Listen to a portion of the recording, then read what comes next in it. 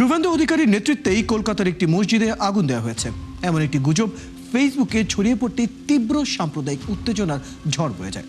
জম্মু ও কাশ্মীরের একটি মসজিদে লাগা দুর্ঘটনাজনিত অগ্নিকাণ্ডের ঘটনাকে এভাবেই কলকাতার দাবি করে চাঞ্চল্য ছড়ানো হয়েছে। এই গুজবের মাঝেই পরিস্থিতি আরো ঘোলাটে হয় যখন আরেকটি অপতথ্য ছড়িয়ে পড়ে। দাবি করা হয় দলে দলে মানুষ সীমান্ত পেরিয়ে বাংলাদেশে অনুপ্রবেশ করছে। তবে ব্যাপক উদ্বেগ ও আতঙ্ক তৈরি করা এই দাবিটিও সম্পূর্ণ ভুয়া ও বানোয়াট। ভাইরাল ভিডিওটি মূলত পশ্চিমবঙ্গের হুগলি জেলার বিশ্ব ইজতেমায় মুসল্লিদের সমাবেশের দৃশ্য। চলুন দর্শক আরো কয়েকটি ফ্যাক্ট চেক দেখে নিচ্ছি। পশ্চিমবঙ্গে বিজেপির জয়ের পর মুসলমানদের উপর হামলার দাবিতে সামাজিক মাধ্যমে ছড়িয়ে পড়া একটি ভিডিও নিয়ে ব্যাপক বিভ্রান্তি তৈরি হয়। সাম্প্রদায়িক হামলার এমন ভিডিওকে ঘিরে কমেন্ট সেকশনেও দেখা যায় তীব্র উত্তেজনা।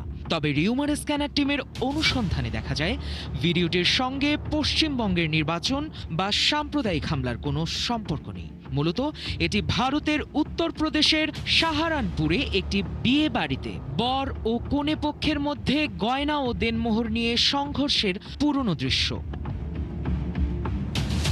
একইভাবে পশ্চিমবঙ্গে বিজেপির জয়ের পর সীমান্ত পেরিয়ে বহু মানুষ বাংলাদেশে অনুপ্রবেশ করছে এমন দাবিতে একটি ভিডিও ভাইরাল হয় সোশ্যাল মিডিয়ায়। মুহূর্তেই ব্যাপক চাঞ্চল্য ছড়িয়ে পড়লে তৈরি হয় তীব্র সমালোচনা। তবে বাংলা ফ্যাক্ট টিমের অনুসন্ধানে দেখা যায় দাবিটি সম্পূর্ণ মিথ্যা ও বিভ্রান্তিকর। মূলত ভাইরাল ভিডিওটি চলতি বছরের 5 জানুয়ারি পশ্চিমবঙ্গের হুগলি জেলায় অনুষ্ঠিত বিশ্ব ইজতেমায় মুসল্লিদের সমাবেশের দৃশ্য। ভারতীয় কন্টেন্ট ক্রিয়েটরের ইনস্টাগ্রাম অ্যাকাউন্টে বিশ্ব ইজতেমার ক্যাপশন সহ এই ভিডিওটি পাওয়া গেছে। আবার শুভেন্দু অধিকারীর নেতৃত্বে কলকাতার মসজিদে আগুন দেওয়া হয়েছে এমন দাবিতেও সামাজিক মাধ্যমে ছড়িয়ে পড়ে একটি অগ্নিকাণ্ডের ছবি। তবে ফ্যাক্ট ওয়াচ টিমের অনুসন্ধানে দেখা যায় এই দাবিটিও সম্পূর্ণ বিভ্রান্তিকর। ভাইরাল ছবিটি কলকাতার নয়, এটি চলতি বছরের 10ই এপ্রিল জম্মু কাশ্মীরের শ্রীনগরের হায়দারপোরায় অবস্থিত জামিয়া আরাবিয়া আশরাফুল উলুম মাদ্রাসা ও মসজিদে লাগা অগ্নিকাণ্ডের একটি দৃশ্য। এনডিটিভি ও জি নিউজের প্রতিবেদনে একই ঘটনার তথ্য পাওয়া গেছে। গুজব এখানেই শেষ নয়। চট্টগ্রামে 14 বছর বয়সী এক হিন্দু তরুণীকে মাদক সেবন করিয়ে অপহরণের দাবিটিও সম্পূর্ণ ভুয়া। ঘটনাটি বাংলাদেশের নয়, এটি পাকিস্তানের দক্ষিণ পাঞ্জাবের রহিম ইয়ার খান শহরের একটি পুরনো ঘটনা। পাকিস্তানি গণমাধ্যম উই নিউজের প্রতিবেদনে একই ভিডিওর উল্লেখ পাওয়া গেছে। দর্শক, আজকের অপতথ্যগুলো যাচাই করতে গিয়ে দেখা গেল সামাজিক যোগাযোগ মাধ্যমে বিভ্রান্তি ছড়াতে ধারাবাহিকভাবে প্রচার করা হচ্ছে নানা গুজব।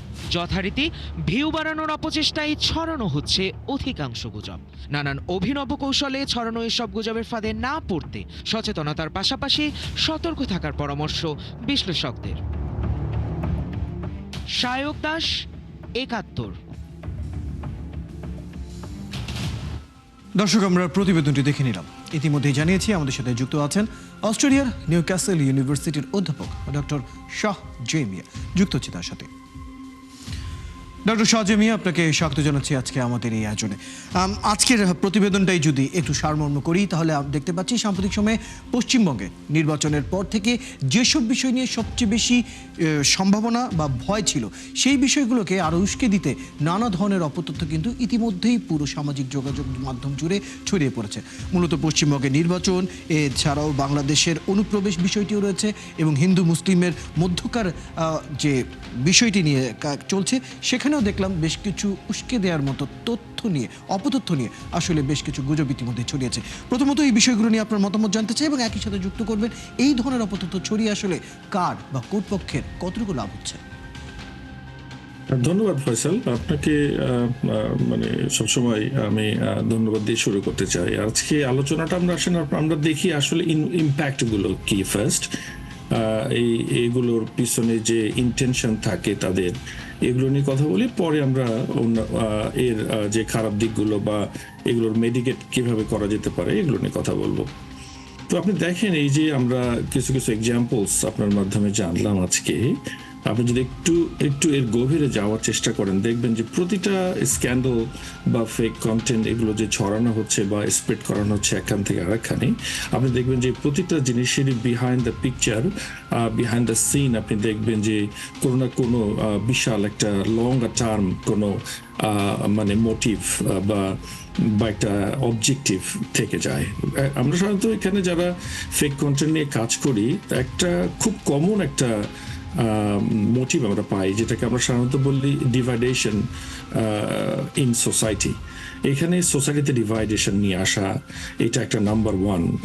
একটা গ্রুপকে আরেকটা গ্রুপের বিরুদ্ধে মানে জাস্ট লেলিয়ে দেওয়া, বা এটা করার জন্য যা যা দরকার এইটাকে সামনে রেখে কোথাকার কোন সোর্সকে, কোথাকার কোন ব্যাকগ্রাউন্ড, কোথাকার কোন নয়েজ, কোথাকার কোন ফোরগ্রাউন্ড একখানে করে কন্টেন্ট তৈরি করা হবে, এটা নাম্বার ওয়ান। এবং এখানকার মেইন যে জায়গাটা, সেই জায়গাটা সাধারণত একটা মানে ওয়ান অফ দ্য ভাইটাল অ্যাসপেক্টসের সাথে রিলেটেড থাকে, সেটা হচ্ছে ডেমোক্রেটিক ম্যানিপুলেশন। আমাদের সমাজে আমরা সবাই বাস করি, আমরা সমাজে সব ডেমোক্রেটিক এনভায়রনমেন্ট সবাই মানে ফিল করি বা এক্সপেক্ট করি, ওইভাবে রাখতে চাই। কিন্তু এই যে ম্যানিপুলেশনের যে জায়গাটা, এটা আপনি চিন্তা করছেন, আপনি দেখতেছেন পশ্চিমবঙ্গে এই ম্যানিপুলেশনের জায়গাটাই তা আমরা বারবার দেখতে পাচ্ছি বা বুঝতে পারছি। সেন্স মেকিং, আমাদের সেন্স এভাবেই মেক করে। এবং ওভারঅল দেখেন এই জিনিসগুলো যখন আসতেছে সমাজে, একটা এক্সাইটমেন্ট, একটা একটা একটা খারাপ অবস্থা, একটা মানে ডিসরাপশন, এটাকে আমরা সাধারণত বলি লঙ্গার টার্ম ডিসরাপশন। এই ডিসরাপশনে কি হয়, ওভার দ্য মানে ইয়ার, ওভার দ্য 6 months আপনি যদি চিন্তা করে দেখেন, ইকোনমিক ডিসরাপশন হচ্ছে, ইকোনমিক ডিস্ট্রাকশন হচ্ছে একটা কান্ট্রির, একটা ন্যাশনের জন্য। তো এগুলো সাধারণত দেখা যায় যে এই যে ফেক কন্টেন্ট স্প্রেড করে সমাজে যে আমাদের যে ইম্প্যাক্টটা বিশাল। এই ইম্প্যাক্টটার যে বিভিন্ন, আমরা যদি বিভিন্ন ডাইমেনশন কম্পেয়ার বা অ্যানালাইসিস করতে চাই, তাহলে দেখব যে এই ধরনের ইম্প্যাক্ট এমনভাবে আমাদের মধ্যে আসে, এবং এগুলো ফেক, এগুলো সাধারণত রিউমার, এবং এগুলোর কোনো ভিত্তি নাই। এগুলোর জন্য যেটা দরকার সেটা হচ্ছে সচেতনতার শুধু হলে হবে না, আমাদের আসলে বুঝতে হবে। আমরা যদি জিনিসটা না বুঝি যেটা কতটা ডিস্ট্রাকটিভ হতে পারে আমাদের জন্য, তারপরে না আমরা আসতে পারি যে কিভাবে আমরা সচেতনতাটাকে বাড়াবো। ডক্টর শাহজাহান মিয়া, আপনি ঠিকই বলেছেন। আমরা সাম্প্রতিক সময় যে ধরনের দেখছি, অর্থাৎ আজকের প্রতিবেদনে আমরা যে 3টি বা 4টি অপতথ্যের কথা উল্লেখ করেছি, সেটাকে যদি আমরা একটু বিশ্লেষণ করি, মূলত নতুন করে এআই লার্নিং ব্যবহার করা হয়নি। পুরনো কোনো ভিডিও, পুরনো কোনো ছবিকে নতুন ক্যাপশনে কিছুটা কাটছাট করেই কিন্তু সেটিকে ব্যবহার করা হচ্ছে এবং সাম্প্রতিক বলে চালিয়ে দেওয়া হচ্ছে, এবং এমন ধরনের ক্যাপশন বা এমনভাবে সেটাকে উপস্থাপন করা হচ্ছে যে বিষয়গুলো সাধারণ মানুষের মাথায় ছিল, অর্থাৎ এমন হতে পারে বা এমন হওয়ার সম্ভাবনা রয়েছে, বা অর্থাৎ নেতিবাচক দিকগুলোকেই সবচেয়ে বেশি উস্কিয়ে দেওয়ার যে সম্ভাবনা, সেটা আমরা দেখতে পাচ্ছি। আপনার মেশিন লার্নিং ক্লাসিফায়ার নিয়ে কাজ রয়েছে, ডিপ লার্নিং নিয়েও আপনি কাজ করেছেন। একটু জানতে চাই, এই ধরনের প্রযুক্তি দিয়ে আমরা কি এই যে পুরনো ভিডিওকে নতুন করে ব্যবহার, পুরনো ছবি বা কাটছাট করা বক্তব্যের এই যে ব্যবহার, সেটিকে কি আলাদা করার কোনো অ্যালগোরিদম বা সঠিক অ্যালগোরিদমের জায়গায় কি আমরা যেতে পারি? কিছু কি করার আছে এইগুলো নিয়ে? নিশ্চয়ই। এখানে আমরা যারা এই ডিফেক্ট বা আপনার মানে আপনার স্প্রেডিং অ্যালগরিদমগুলো নিয়ে কাজ করি, এখানে আমরা সবসময় একটা জিনিস খেয়াল রাখি যে এখানে 3-4টা কম্পোনেন্ট আমরা অ্যাড করি। তো অ্যাড করলে যাতে এই জিনিসগুলো আমরা, এই যে ডিফেক্টিভ যে কন্টেন্ট, এটা আমরা ইজিলি আমরা ট্রেস করতে পারবো, এবং কোথাকার কোন কন্টেন্ট সোর্স করা আছে, কোন সোর্স থেকে এটা ম্যানিপুলেশনের পরে বা মডিফিকেশনের পরে কোন সোর্সে এসছে, একটার পর একটা সমস্ত কিছু আমরা আইডেন্টিফাই করতে পারবো। এটাই আমাদের মেইন অবজেক্টিভস। তো এখানে আমরা সাধারণত 3-4টা ওয়ার্ল্ডকে একখানে করি। আমরা সাধারণত বলি technical world plus social world plus algorithmic world plus লাস্টে যেটা বলি সেটা হচ্ছে হিউম্যান স্পেসিফিক ওয়ার্ল্ড।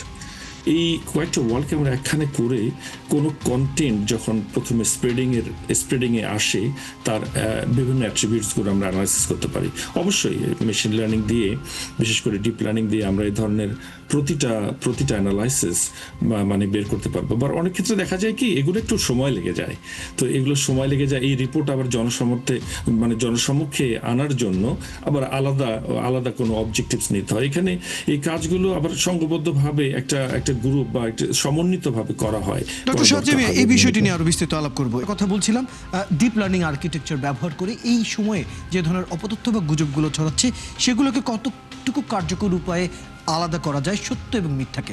আপনি বলছিলেন বেশ কিছু চ্যালেঞ্জ রয়েছে এই বিষয়গুলো দ্রুততার সাথে মানুষের সামনে নিয়ে আসার ক্ষেত্রে। একটু জানতে চাই কোথায় আসলে চ্যালেঞ্জগুলো দেখেন, কি করা প্রয়োজন এই চ্যালেঞ্জগুলোকে অ্যাকোয়ার করার জন্য? ধন্যবাদ ফয়সাল। আপনাকে আসলে বুঝতে হবে যে ফেক কন্টেন্ট গুলো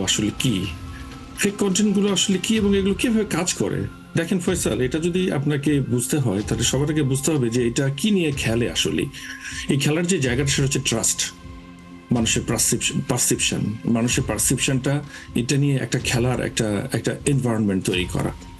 তো এটা তৈরি করতে যখন আপনি যাবেন, মানুষের ট্রাস্ট নিয়ে যখন কোনো কিছু তৈরি করতে যাবেন, মানে আপনি কোনটার পরে কোনটা সাজাবে, কোন সিনের পরে কোন সিন দিয়ে একটা ট্রাস্টেবল একটা সিনারিও তৈরি করবে, যেটা একটা কনসিকুয়েন্স তৈরি করবে প্রেজেন্ট, এবং যেটা লিড করবে আরেকটা ফিউচার কনসিকুয়েন্সের জন্য।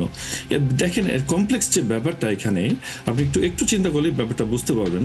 এই যে কনসিকুয়েন্সেস গুলো এখন এই ফেক কন্টেন্ট থেকে তৈরি করা হয়, কিডসদের জন্য এটা একভাবে ইম্প্যাক্ট ক্রিয়েট করে, জেনারেশন জেড যারা তাদের জন্য একভাবে, এজিং পপুলেশন যারা তারা 50-এর উপরে যারা তাদের জন্য অন্যভাবে করে। আবার দেখেন এই ফেক কন্টেন্ট গুলো যখন প্রেজেন্ট করা হয়, ইনস্টাগ্রামে এক ধরনের ফিচার ইউজ করা হয়, আপনি স্ন্যাপচ্যাটে আরেক ধরনের ফিচার ইউজ করা হয়, ফেসবুকে আরেক ধরনের ফিচার ইউজ করা হয়, ইউটিউবে এক ধরনের ফিচার ইউজ করা হয়। তো প্রতিটা জায়গায় ফিচার স্পেসিফিক অ্যাসপেক্টস গুলো আবার আলাদা। তো দেখা যাচ্ছে যে কোনো কন্টেন্ট যখন এই ট্রাস্টকে নিয়ে যে খেলাটা শুরু করে, তারা মানুষের যে পারসেপশন এটাকে চেঞ্জ করে দেয়, অল্টার করে দেয় কোনো লঙ্গার টার্ম কোনো মানে গোল অ্যাচিভ করার জন্য। তো এই জায়গাটা বের করা আসলে এটা ইটস এ স্টোরি টেলিং। আপনি যদি বের করতে চান, আমরা অ্যালগরিদমিক উপায় করি এই স্টোরি টেলিংটাকে পুরাটাই একটা ইকোসিস্টেমসের মধ্যে নিয়ে এসে এটা একটা ফর্মুলার মধ্যে ফেলানোর চেষ্টা করা হয়। ডক্টর শাহজাহান, একটু যুক্ত করতে চাই একই সাথে আমি। সাম্প্রতিক সময়ে আমরা যে ধরনের অপতথ্যগুলো অর্থাৎ যে পদ্ধতিতে ছড়াতে দেখছি, অর্থাৎ ধরুন আপনি কোনো একটি অপতথ্যকে ডিবাঙ্ক করে আপনি সেটাকে আপনার সোশ্যাল মিডিয়ার মধ্যে আপনি স্ট্যাটাস দিলেন অথবা ছবি পোস্ট করলেন, কিন্তু তার বিপরীতে যখন দেখা যায় অপতথ্যগুলো একই সাথে 5,000, 10,000 এবং 20,000 অ্যাকাউন্ট থেকে একই কথা একইভাবে বলা হয়, তখন তার বিপরীতে আপনার একটি পোস্ট আসলে সব মানুষের কাছে পৌঁছানো কঠিন হয়। উল্টো দেখা যায় অপতথ্যগুলো সবচেয়ে বেশি পৌঁছাচ্ছে। এই জায়গাটা নিয়ে আসলে কিছু কি করার আছে? আসলে ফেক নিউজ স্প্রেড করার যে বিহেভিয়ার, এই বিহেভিয়ারটাই এটাই হচ্ছে ক্লাসিক্যাল বিহেভিয়ার। এখানেই বলা হয় যে কন্টেন্ট আমরা মানে যে কন্টেন্ট অনলাইনে স্প্রেড করা হয়, এটাই মিলিয়ন টাইমস, 1000 টাইমস এটা কোন সোর্সের মাধ্যমে এটা হবে এটাই করা হয়।